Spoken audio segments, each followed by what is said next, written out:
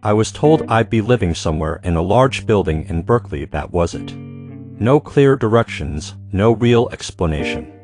Just an address and a hope that I'd figure it out. And in that part of the Bay, nothing is straightforward. Streets twist, blocks blend together. And half the buildings look the same even when they're not. The walk felt like a quiet, uneasy test I hadn't studied for. On the way, I passed a couple of guys outside a building I used to volunteer years ago. They looked worn down, like life had hit them too many times and didn't apologize once. For a moment I wondered if I'd taken a wrong turn and walked straight back into an old version of myself. But that wasn't the place. After making a few wrong guesses, I finally found a house that had been converted into some kind of office. From the outside it looked forgettable, but inside it had that familiar institutional feel: old carpet, buzzing lights, and a silence that sits on your shoulders.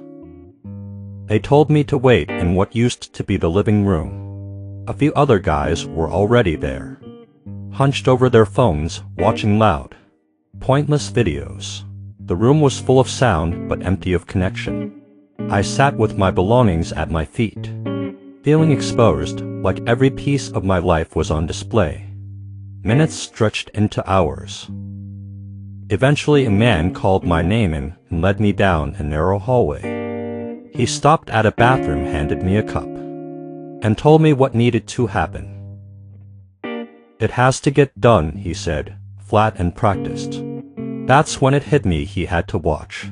Not directly, but close enough to make sure I wasn't trying anything. The feeling was awful. "I can't do this with someone standing there," I told him. He didn't argue. He just turned on the faucet. The sound of running water broke the tension just enough for my body to cooperate. That's the kind of moment you don't forget.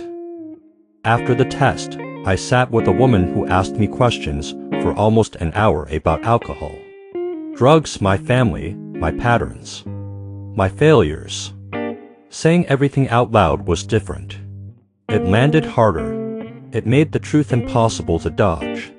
Hearing my own life come out of my mouth and land on her paperwork one line at a time. That was its own kind of detox. Then came the part that really hit me: going through my belongings. If there was ever a moment when I felt the full weight of how far I'd fallen, it was standing there while a stranger dug through everything I owned. He held up items and asked questions I didn't want to answer. He counted my shirts, counted my underwear, looked through things that used to feel private, now laid out like I was evidence. I stood there, trying not to show how humiliating it was. Everything I had left in the world fit into a couple of bags, and even that wasn't really mine anymore. It was being inspected, approved, or rejected. When they were finished, someone drove me to the house where I'd be staying. No ceremony, no comfort, just another stop on a day that already felt unreal. From the outside, it looked like any other house on the block.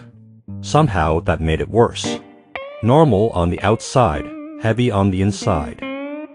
They walked me in and showed me my bunk. Not a room, not a bed, a bunk. A grown man climbing into a top or bottom bunk, like some twisted version of summer camp, only without the fun. Without the freedom, without the innocence. 3 years earlier, if you'd told me this was where I'd end up, I would have laughed in your face. I had plans back then. I had excuses. I thought I had time. Now I was standing at the foot of that bunk, staring at it, letting the reality sink in. Wow. This is really happening. Thank you for watching. Be sure to like, comment, and subscribe.